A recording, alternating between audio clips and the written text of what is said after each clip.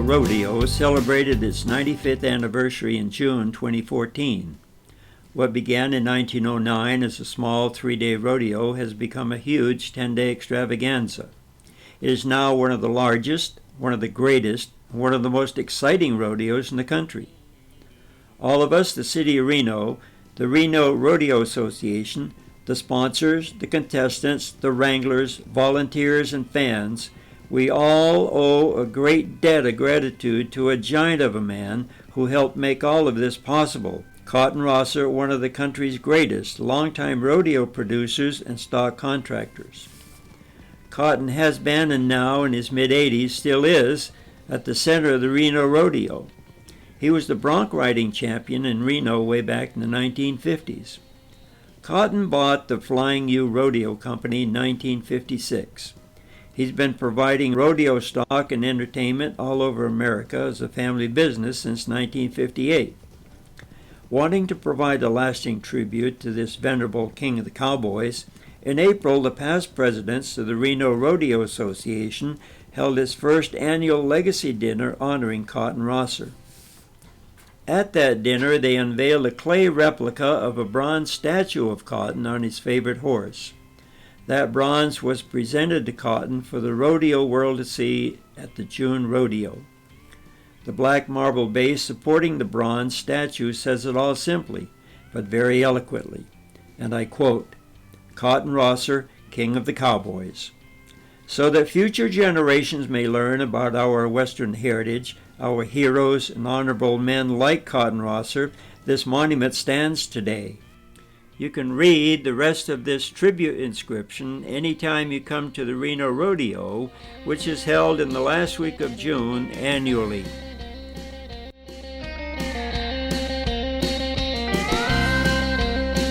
Reno Senior Discovery TV caught up with Cotton at the rodeo, just as he was getting ready to mount his horse for an evening show. He was graciously accommodating, just as stated on the black marble base of his bronze, for future rodeo fans to see and remember.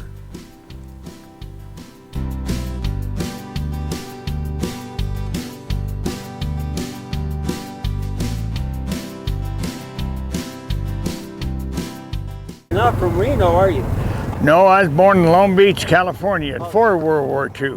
Yeah, I was born and raised in Long Beach, California, and raised on Catalina Island.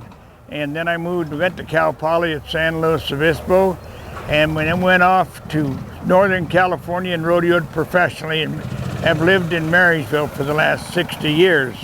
And I rodeoed in all these rodeos, riding broncs and roping and riding bulls, and Reno, Las Vegas, Houston, all in Madison Square Garden, all the big rodeos, until I broke both my legs, and then I got out of professional rodeo in 1955, and I became a livestock contractor in 1956. Well, I tell you what motivates me is the little kids in rodeo. I was a kid myself once, and I love to go around and shake all the little kids' hands, and especially all the senior citizens.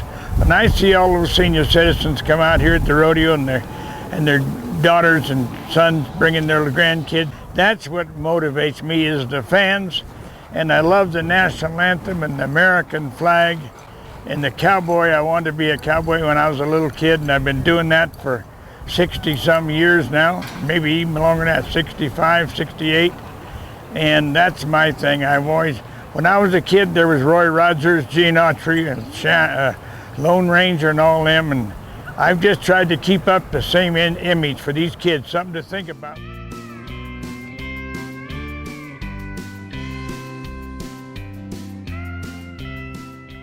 Well, of course, being a senior citizen, you got to just get up in the morning and get out and do things. You know, it's easy to sit back and take it easy, and I hurt a little bit once in a while. Senior citizens have got to get out and see a rodeo, see the Western entertainment, and bring the kids and the grandkids and see what's really going on. We have something in rodeo. We have something for the older people, the bucking horses and the bull riding and all those things. Then we got mutton busting for the kids, and we got barrel racing for the women who like to see the women in competition. But senior citizens love rodeos. We try to do a discount price if we can for senior citizens. And we like the show to be fast, a good 2-hour, 2.5-hour production. get them in and get them back out and get them home and let them rest up. But you got to get out, get up, and do things. Don't just lay around the house and watch television. Anybody can do that. And I'm guilty of it as anybody, but so I need to do more walking. It hurts a little bit, but you need to walk and talk to people. Some of our seniors still remember the movie The Misfits, which was filmed here in Reno in the 1960s. Were the horses you provided in that movie actually Mustangs or not? Well, they were Mustangs. They were Mustangs. And for the ones they used out at Lahontan Dam on that desert scene, yes, they were mares and colts, and they were Mustangs. And of course, Wild Horse Annie right here in Reno stopped a lot of that. Yeah. But that was a great movie with Clark Gable and Marilyn Monroe and Montgomery Clift. It was their last movie, and my hard partner Dick Pasco, who was my partner then, we did the rodeo scenes, the bucking horse, and my partner doubled Clark Gable, and it was a great production. I didn't have spent much time on it. He spent all summer in there. They all stayed at the Mapes, the Charles Mapes and the Mapes Hotel. And it was a great summer. I flew in a couple times in my airplane, but they were sitting out there in Lahontan Dam waiting for the sun to go behind the cloud and stuff. And I said, this is just a little too slow, this show for me. So I jumped my airplane, went back to a rodeo. Do you have any parting comments on the Cotton Rosser Legacy celebration here Sunday night? That was well, I've been pretty fortunate in my lifetime. The people I've met, the friends I've met, and the halls and the awards I've gotten. I'm in the Rodeo Hall of Fame and the Cowboy Hall of Fame in Oklahoma City.